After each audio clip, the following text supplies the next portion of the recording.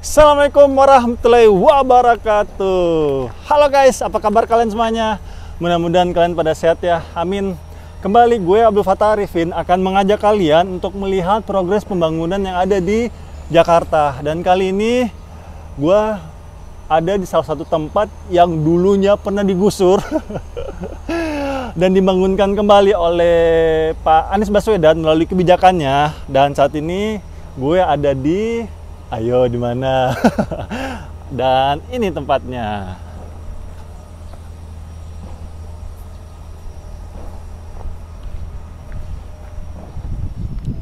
Kampung Susun Akuarium. Nah, teman-teman, ini juga gue sekaligus memenuhi keinginan subscriber gue.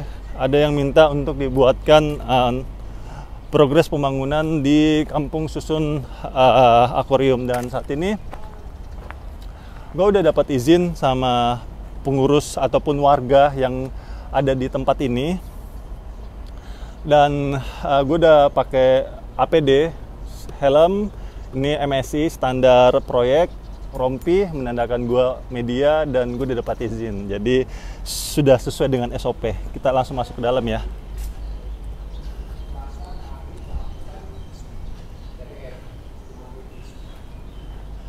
Pak, saya izin ya Pak, masuk ya. Iya Pak. Mari. Hati-hati, masih banyak Ya. bahaya-bahayanya lah, kayak paku-paku kayak gitu masih. Jadi, Siap. langkah-langkahnya hati-hati aja. Siap. Nanti kalau kerennya udah jalan langsung saya ini. Jam 8 kan ya running ya? Iya. Ya, siap. Iya, Pak. Setengah jam lagi. Izin.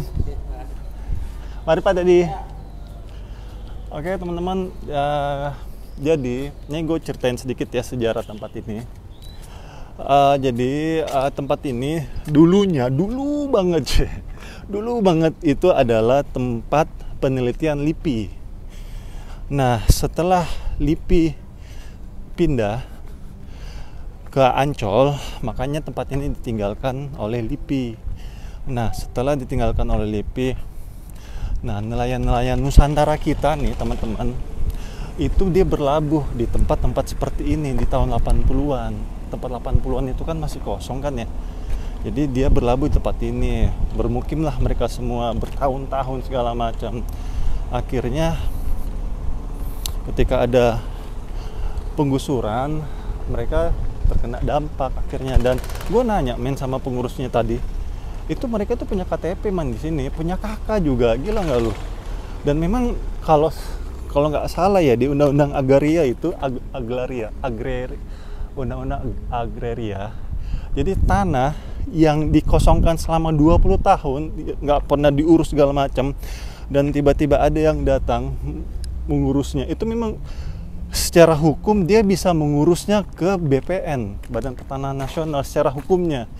Jadi memang, nah pada saat itu teman-teman di rakyat akuarium ini sudah mengurus segala macam, makanya mereka punya KTP, punya airnya pun air pam teman-teman. Jadi kita kalau mau mengajukan ke PDAM itu kan harus domisili punya KTP intinya.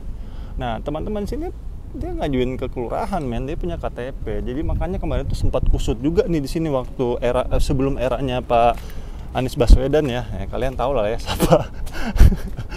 Ya begitulah. Tapi ya sudahlah, kita nggak usah maki-maki kebijakan-kebijakan, karena mereka juga para pejabat kita hanya manusia biasa yang nggak lepas dari kesalahan. Dan oke, gue langsung aja ya. Nanti teman-teman, gue bakal lihatkan ke kalian, ataupun gue akan wawancara dengan salah satu warga yang terdampak penggusuran di Kampung Susun Akuarium ini. Dia sebagai warga, pengurus dan pengawas proyek. Namanya Pak Teddy. Di situ gue bakal banyak wawancara ke beliau.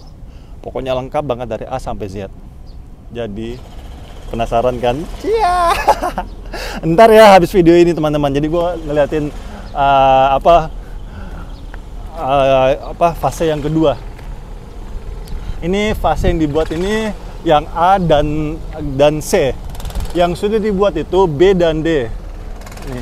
Ini yang B dan D teman-teman. Jadi di sini total keluarga itu ada 200 20-an kartu keluarga. Yang dibuatkan itu baru setengahnya, teman-teman, baru 133 kartu keluarga kalau nggak salah yang masuk ke Kampung Susun Akuarium yang fase pertama ini. Dan nanti coba gue bakal jalan-jalan masuk ke dalam, lihat bagaimana suasana rumah ini. Tapi mungkin next time teman-teman, nggak sekarang, karena sekarang kan judulnya progres pembangunan Kampung Susun Akuarium. Dan kita lihat di sini sudah ada besi-besinya.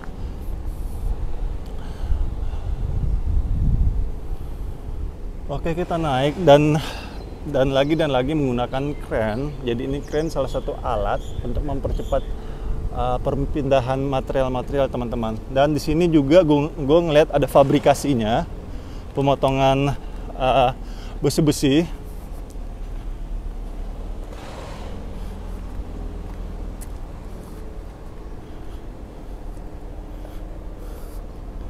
Dan ini fabrikasinya, teman-teman, pemotongan besi.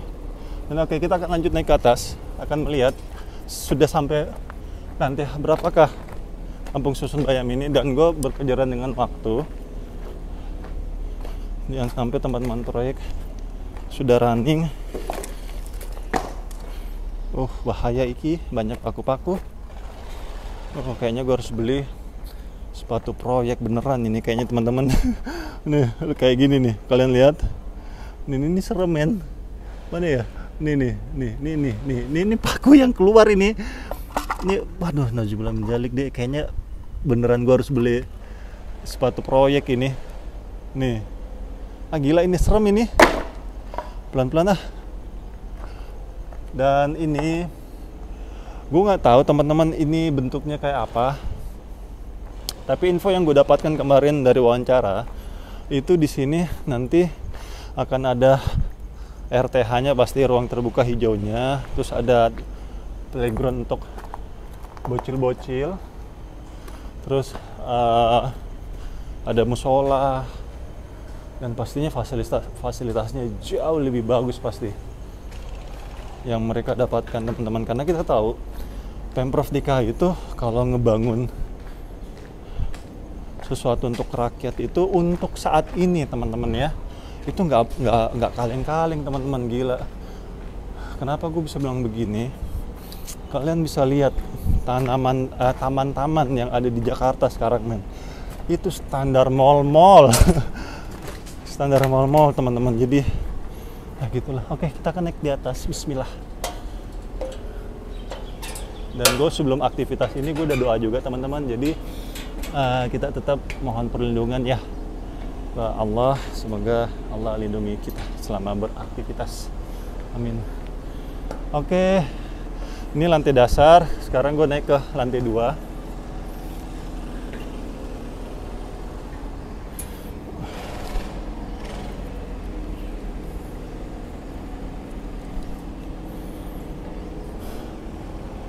Dan inilah lantai 2-nya, teman-teman.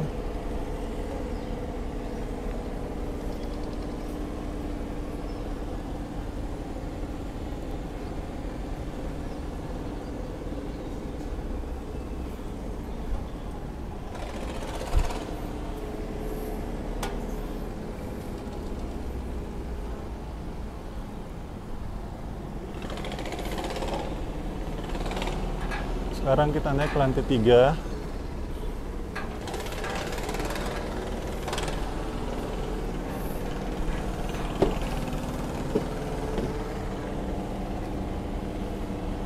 Ini lantai 3-nya, teman-teman.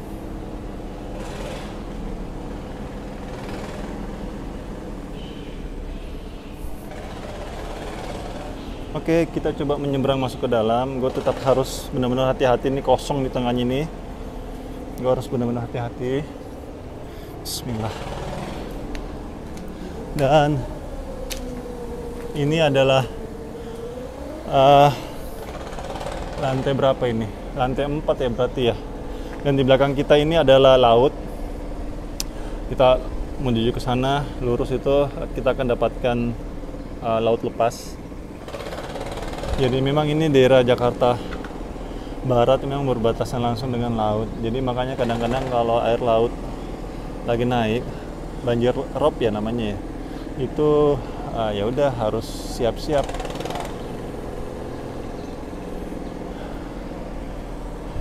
Ini sih bangunannya sudah sekitar 40-50% teman-teman pembangunannya. Kita masuk ke dalam coba.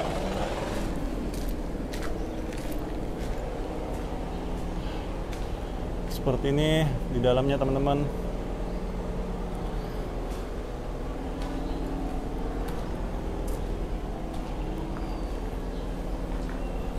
Oke, kita nggak tahu nanti ini bentuknya kayak apa.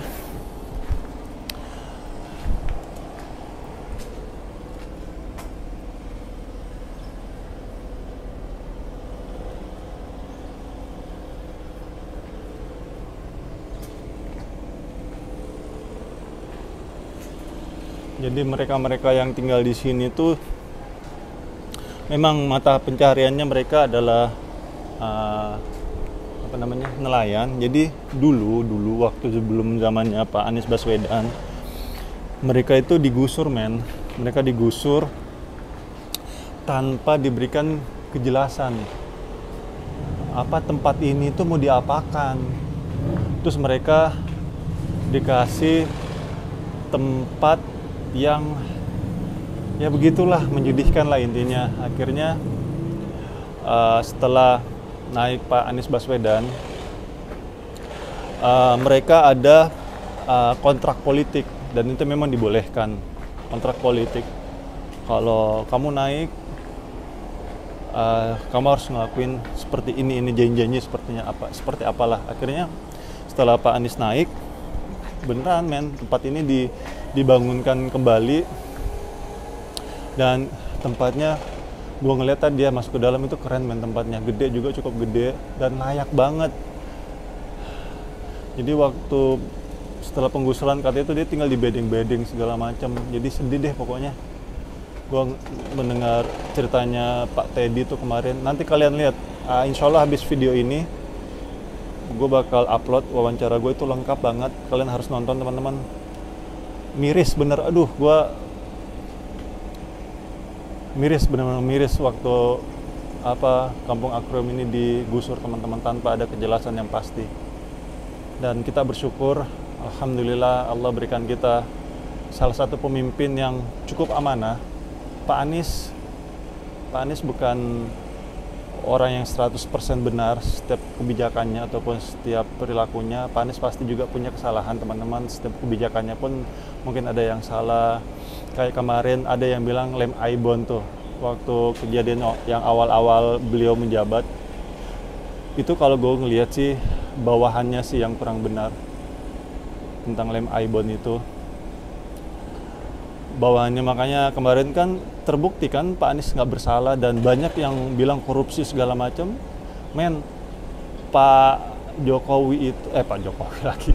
Pak Anies itu sudah berapa kali dapat penghargaan dari KPK wajar tanpa pengecualian ya, WTP ya kalau nggak salah, wajar tanpa pengecualian. Terus banyak lagi Pak Anies Baswedan itu mendapatkan penghargaan dari Kementerian Dalam Negeri, banyak penghargaannya. Yang kalian nyinyirin waktu lem Aibon itu Pak Anies korupsi segala macam, nggak ada nggak kebukti sampai sekarang. Formula E sekarang nih lagi diolok-olok nih, tapi sampai sekarang nggak ada. Jadi alhamdulillah, mudah-mudahan betul-betul Pak Anies amanah ya, mudah-mudahan Pak Anies amanah dan bisa mengemban tugasnya sampai selesai. Dan gue itu bukan maniak Pak Anies Baswedan gue tinggal di Jakarta sudah 17 tahun, dan 2014 pun gue pilih Pak Jokowi. Jadi gue bukan maniak satu orang, gue melihat apa yang dilakukan teman-teman, karena kan orang itu bisa diketahui kualitasnya itu dari perilakunya teman-teman. Dari perilakunya. Jadi makanya kan ada istilah itu tong kosong nyaring bunyinya. Ya begitu, kalau banyak ngomong tapi nggak ada isinya ya orang nggak akan mau menaikkan namanya dia gitu loh. Dan gue jujur dulu itu gue sport antusias sebenarnya. Gue vlogger yang olahraga sebenarnya dulu, sport antusias. Kalian kalau lihat di YouTube gue itu yang awal-awal, kalian lihat aja, gue ngebuatnya tuh tahun 2020, men. 2020, dan itu 3 tahun setelah Pak Anies naik. Dan itu pada saat itu pun sebenarnya itu lagi Covid lagi turun. Lagi tahun 2020 kan bulan Maret tuh si Covid jalan-jalan di dunia ini. Itu gue bikin, karena gue gabut, nggak ada kerjaan segala macam. Ya udah, gue bikin konten yang ngebahas tentang olahraga, karena gue emang mantan atlet. Gue dulu alumni SMA Negeri Ragunan, terus kuliah gue main ke Batama di Scorpio, terus gue selesai kuliah gue naik ke Satria Muda, ke IBL. Jadi background gue ini bukan background politik, gue backgroundnya background olahraga. Jadi ini pure gue angkat Pak Anies karena gue melihat kinerjanya, bukan dari kata-katanya. Dan gue warawiri di Jakarta, teman-teman. Gue warawiri segala macam. Memang gue ngelihat, men, itu jauh sekali perubahannya. Kalaupun ini habis hujan nih kan, hujannya cukup gede. Lu lihat sekarang Jakarta jauh lebih baik, dan data BNPB pun itu zamannya Pak Anies yang paling bagus dibanding zaman-zaman sebelumnya, dan itu semua atas izin Allah pastinya. Jadi yuk kita sama-sama membangun negeri ini, dan gue pun siapa yang bagus kinerjanya, kalau memang gue ada kesempatan gue ambil. Kayak kemarin gue ngangkat di Taman Mini Indonesia Indah. Kalian bisa lihat di urutan video gue tuh ngangkat, men, Taman Mini Indonesia Indah, dan itu proyek-proyek nasional. Otomatis Pak Jokowi nanti insya Allah yang akan resmikan langsung, karena itu sudah punya negara, PUPR, Pekerjaan Umum dan Perumahan Rakyat. Jadi yuk kita sama-sama membangun negeri ini, bukan dengan caci maki, teman-teman. Kita bangun negeri ini dengan kasih sayang, dengan komentar-komentar yang positif pastinya. Oke, dan thank you banget sudah nonton video ini sampai habis. Nanti akan gue terus update, insya Allah gue akan terus update ini progres pembangunannya sampai mudah-mudahan Allah izinkan gue pas Pak Anies Baswedan ini meresmikannya. Ini katanya target di bulan September juga selesai sebelum beliau turun. Insya Allah mudah-mudahan Allah izinkan gue ngeliput pas beliau meresmikan tempat ini. Dan yuk kita dukung terus pembangunan yang ada di Indonesia ataupun di Jakarta. Kalau ada yang salah-salah dari uli amri kita, ingatkanlah mereka dengan cara yang baik. Lintalahum, lembah lembutlah kamu, wasari'u fil amr, musyawarahlah kamu dalam menyelesaikan suatu masalah. Jadi berikan kritik yang baik untuk pemerintah, dan silahkan kritik gua juga apa yang harus gua perbaiki di channel ini. Dan sangat banyak teman-teman juga sudah gua tampung masukan-masukannya ke gua, dan insya Allah nanti gue coba pelan-pelan akan merubahnya. Dan salah satunya teman-teman itu minta ada wawancara, dan ini setelah segmen ini akan ada beberapa wawancara juga. Kedepannya akan gue coba sering-sering wawancara. Dan share kalau kalian merasa video ini bermanfaat. Dan gue minta maaf selama membantu kalian di video ini ada salah-salah kata atau salah-salah review. Gue hanya manusia biasa yang gak lepas dari kesalahan. Share video ini kalau kalian merasa bermanfaat. Dan jangan lupa subscribe ya. Mudah-mudahan dengan kalian subscribe, channel ini bisa bertahan dan bisa berkembang sehingga bisa membawa manfaat ke orang lain lebih banyak lagi. Akhir kata, gue Abdul Fattah Arifin pamit. Assalamualaikum warahmatullahi wabarakatuh.